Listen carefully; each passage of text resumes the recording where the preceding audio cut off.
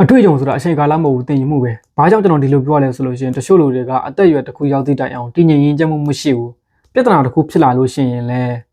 ခေါင်းဆောင်ခြင်းနဲ့တာဝန်ယူခြင်းစိတ်မရှိဘူး။ဥဆောင်ခြင်းစိတ်မရှိဘူး။တချို့လူတွေကအသက်အရွယ်တစ်ခုရောက်သည့်တိုင်ပုံဝန်းကျင်အနေနဲ့လည်းတံပိုးထားစရာအတွေ့အကြုံတွေတံပိုးထားစရာလေးစားစရာဘဝဖြတ်သန်းမှုတွေရှိမနေဘူးကျွန်တော်လည်းအရင်ကထင်ခဲ့ဘူးတယ်လူတစ်ယောက်ကအသက်အရွယ်တစ်ခုရောက်လာတဲ့မြတ်ပိုရင်းချက်တည်ငြိမ်လာမယ်ပို့ပြီးတော့ကောင်းမွန်တဲ့ဘဝကိုပိုင်ဆိုင်မယ်အမှားကင်းကင်းတဲ့ဘဝကိုဖြတ်သန်းနိုင်မယ်လို့ထင်ခဲ့ဘူးတယ်ဒါပေမဲ့အမှန်တကယ်အဲ့လိုမဟုတ်ဘူးအချိန်ကာလဆိုတာကျွန်တော်တို့ဘဝကိုမပြောင်းလဲပေးနိုင်ဘူးကျွန်တော်တို့ဘဝကိုအမှန်တကယ်ပြောင်းလဲပေးနိုင်တာကကျွန်တော်တို့ဖြတ်သန်းခဲ့တဲ့အချိန်အတွင်းအမှားတွေကနေဘယ်လောက်ထိသင်ယူနိုင်တယ်လဲအမှားတွေကိုဘယ်လောက်ထိပြန်ပြင်ဆင်နိုင်တယ်လဲဆိုတော့သင်ယူမှုအတွေ့အကြုံတွေကတော့ကျွန်တော်တို့ဘဝကိုအမှန်တကယ်တိုးတက်ပြောင်းလဲစေတာဘဝဆိုတဲ့အတိုင်းပဲကျွန်တော်တို့တွေအခက်အခဲပေါင်းများစွာကိုကြုံတွေ့မှာပဲအနေမြင့်တက်ကြပေါင်းများစွာလူတိုင်းကြုံတွေ့မှာပဲကျွန်တော်ငယ်ရွယ်တဲ့အချိန်မှာဆိုလို့ရှိရင်မိသားစုနဲ့အဆင်မပြေတာတွေရှိမယ်ကျွန်တော်တငယ်ချင်းတွေနဲ့ပေါင်းသင်းဆက်ဆံရေးမတင်တက်တဲ့အချိန်တွေရှိမယ်ပေါင်းသင်းဆက်ဆံရေးအဆင်မပြေတဲ့အချိန်တွေရှိမယ်ငွေကြေးအကျက်တွေရှိမယ်လူယုံမှားတဲ့အချိန်တွေရှိမယ်အခြားသူတွေကိုအားနာလို့ပတ်ဝန်းကျင်လူတွေကိုအားနာလို့ကိုယ်တိုင်အဆင်မပြေဖြစ်သွားတဲ့အချိန်တွေရှိမယ်ဒီလိုနာကျင်မှုတွေအရှိရေးအဆင်မပြေတဲ့အချိန်တွေရှိမယ်ဒီလိုနာကျင်မှုတွေအခိုက်အတန့်တွေကလူတိုင်းအားလုံးကြုံတွေ့နေတဲ့ခက်ခဲတွေပဲလူတိုင်းအားလုံးကြုံတွေ့ဘူးတယ်ဥပမာကျွန်တော်တို့လူတစ်ယောက်ကအသက်30ရှိရဆုံးပါတော့အဲ့ဒီအသက်30ရှိတဲ့သူတစ်ယောက်ကဘဝမှာအသက်30နဲ့လိုက်ဖက်အောင်အဖြစ်ပြက်ပေါင်းမှာများစွာကိုကြုံမှုမှာပဲဒါပေမဲ့အဲ့ဒီအဖြစ်ပြက်တွေကနေအဲ့ဒီလူကကောင်းကောင်းမသိနိုင်ဘူးဆိုလို့ရှိရင်အဲ့ဒီလူကအသက်30နဲ့သူအသက်30မှာရှိတဲ့အတွေ့အကြုံတွေရှိနေတယ်လို့ကျွန်တော်ပြောလို့မရဘူး။ဘာကြောင့်လဲဆိုလို့ရှိရင်ကျွန်တော်တို့ကအသက်30အထိအဖြစ်ပြက်တွေကိုဖြတ်သန်းမှုတာပဲရှိတယ်။ကျွန်တော်တို့ကဒီနေရာမှာအဓိကသိထားရမှာကအဖြစ်ပြက်တွေကိုဖြတ်သန်းမှုတာနဲ့အဖြစ်ပြက်တွေကိုသိယူနိုင်တာမတူဘူး။အဖြစ်ပြက်တွေကိုဖြတ်သန်းမှုတာကနာကျင်မှုဆိုတဲ့အရာတစ်ခုပဲရှိမှာ။သိလားဆိုသိတယ်ဖြစ်ဘူးလားဆိုဖြစ်ဘူးတယ်ကြုံဘူးလားဆိုကြုံဘူးတယ်နောက်တစ်ခါပြန်ဖြစ်လာလို့ရှိရင်လည်းကျွန်တော်တို့အဲ့ဒီအတိုင်းပဲပြန်ဖြစ်နေမှာဒါပေမဲ့အဲ့ဒီလူကအဖြစ်ပြက်တွေကနေကောင်းကောင်းသိယူနိုင်တယ်ဆိုလို့ရှိရင်တစ်ဖက်မှာအဲ့ဒီအဖြစ်ပြက်တွေနဲ့ပတ်သက်ပြီးအတွေ့အကြုံဆိုတာဖြစ်လာတယ်အဓိကဘာလဲဆိုတော့အဖြစ်ပြက်တွေကနေသိယူနိုင်မှသာအတွေ့အကြုံဆိုတာဖြစ်လာတာအဖြစ်ပြက်တွေကနေမသိယူနိုင်ဘူးဆိုရင်အတွေ့အကြုံဆိုတာဖြစ်မလာဘူးကျွန်တော်ပုံဝင်ကြမှာကြည့်လိုက်တချို့သူတွေဆိုရင်အသက်20 25နှစ်ပဲရှိသေးတယ်စကားပြောရတာအကြီးနဲ့ပဲဖြစ်ဖြစ်အငယ်နဲ့ပဲဖြစ်ဖြစ်လုံးဝအဆင်ပြေတယ်နေရထိုင်တာလည်းအရင်တည်ငြိမ်မှုရှိတယ်ပုံဝင်ကြမှာလည်းအရန်ကိုမှတမိုးထားရမယ်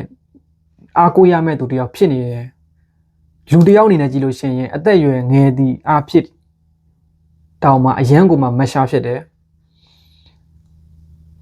သူကအသက်20မှာ25မှာအဖြစ်ပြက်တွေကတော့သူနည်းနည်းပဲကြုံရင်ကြုံလိမ့်မယ်ဒါပေမဲ့သူကြုံခဲ့တဲ့အဖြစ်ပြက်တွေကနေသူ့ရဲ့တင်နိုင်စွမ်းကအရန်ကြီးလို့သူကပို့ပြီးတော့ပတ်ဝန်းကျင်အနေနဲ့ကောလူတစ်ယောက်အနေနဲ့ကောပို့ပြီးတော့ကောင်းမွန်တဲ့အနေအထားလူတစ်ယောက်အနေနဲ့ပို့ပြီးတော့တန်ဖိုးရှိတဲ့အနေအထားမျိုးမှာဖြစ်နေတယ်တချို့လူတွေဆိုသိလိမ့်မှာမင်းအရင်ပြောင်းလဲသွားတာမင်းငငယ်ရွယ်လေးနဲ့လူကြီးဆန်လိုက်တာကွာမင်းအတွေ့အခေါ်တွေကပို့ပြီးတော့ကောင်းမွန်လိုက်တာကွာလို့ပြောရတဲ့ဒီတိုင်အောင်ကိုယ့်ရဲ့စိတ်ထဲမှာသူ့ကိုအထင်ကြီးမိသည့်တိုင်အောင်ဖြစ်ရတဲ့စိတ်ခံစားမျိုးတွေဖြစ်ဖူးတာကြုံလိမ့်မယ်တွေ့ဖူးတာကြုံလိမ့်မယ်အဲ့လိုလူငယ်တွေကိုအဲ့လိုအသက်အရွယ်ငငယ်လေးနဲ့ပြောင်းလဲနေတဲ့လူတွေကိုကြုံဘူးလိမ့်မယ်အဲ့လိုအသက်20 25နဲ့အရန်ကိုအတွေ့အကြုံများတဲ့သူတယောက်လို့အထင်ခံရပြီးမရှာဖြစ်တဲ့သူနဲ့အစောကလိုအသက်30ရှိတဲ့သူကဘာကွာသွားလဲဆိုတော့တင်ယူမှုကွာသွားတာတချို့လူတွေကဘဝမှာအများကြီးကြုံဘူးတယ်ဒါပေမဲ့ပိုပြီးကောင်းမွန်တဲ့သူတယောက်အဖြစ်ရလို့မပြောင်းလဲဘူးတချို့လူတွေကဘဝမှာနည်းနည်းလေးပဲကြုံဘူးတယ်ဒါပေမဲ့ပိုပြီးကောင်းမွန်တဲ့အနေအထားတစ်ခုမျိုးပိုပြီးကောင်းမွန်တဲ့ပုံစံတစ်ခုအနေနဲ့မြင်ရတယ်ဒါဟာကျွန်တော်တို့ဘဝမှာတကယ်ကိုမှဂရုစိုက်ပြီးတော့ကိုယ့်ကိုယ်ပြန်ကြည့်ရမယ်အရာမျိုးကိုယ့်ကိုယ်ပြန်မေးတဲ့မေးခွန်းမျိုးတွေရှိတယ်ငါတို့ကတကယ်ပဲ အရှိန်တွေကိုဖြတ်တန်းနေရလားဒါမှမဟုတ်အရှိန်တွေကနေကိုကြုံတွေ့ခဲ့တဲ့အရာတွေကိုတင်ယူပြီးတော့ဖြတ်တန်းနေရလားဒါတကယ်ကိုပြန်မေးရမယ်မေးခွန်းပဲဘာကြောင့်လဲဆိုလို့ရှိရင်ကျွန်တော်တို့ကအသက်အရွယ်ကြီးရင်လာတာနဲ့မြပိုပြီးကောင်းမွန်တဲ့လူတစ်ယောက်ဖြစ်လာတဲ့လို့ဟာအသက်30ရောက်ပြီ25ရောက်ပြီကလေးဆန်နေလို့မရတော့လေနော်ပတ်ဝန်းကျင်အနေနဲ့ပဲဖြစ်မင်းကတကယ်ကိုဥဆောင်နိုင်ရမယ့်သူမျိုးမင်းကဥဆောင်ခြင်းနဲ့စိတ်ရှိတဲ့သူမျိုးဖြစ်လာဖို့လိုတယ်အသက်အရွယ်ကြီးရင်လာတယ်မြပိုပြီးတော့ကောင်းမွန်လာတဲ့လို့ထင်တယ်ကွာဘာဖြစ်မင်းငယ်ရွယ်တဲ့အချိန်မှာဆိုလို့ရှိရင်လူတိုင်းခွင့်လွန်နိုင်တယ်လေမင်းငယ်သေးလို့ပါဆိုတော့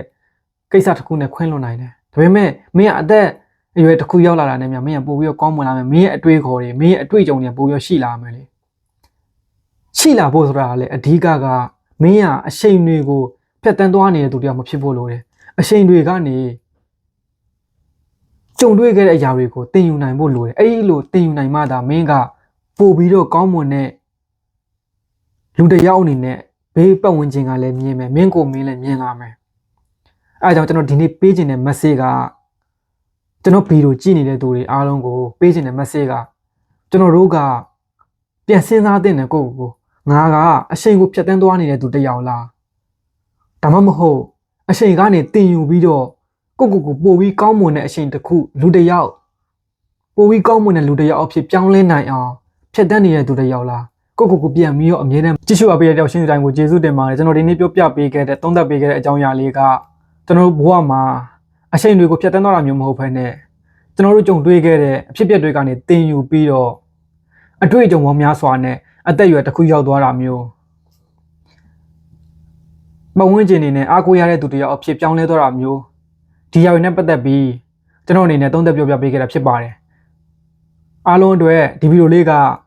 အမှန်တကယ်ပဲအကျိုးရှိမယ်လို့မျှော်လင့်ပါတယ်နောက်ဗီဒီယိုလေးမှာပြန်လည်ဆုံတွေ့ကြရအောင်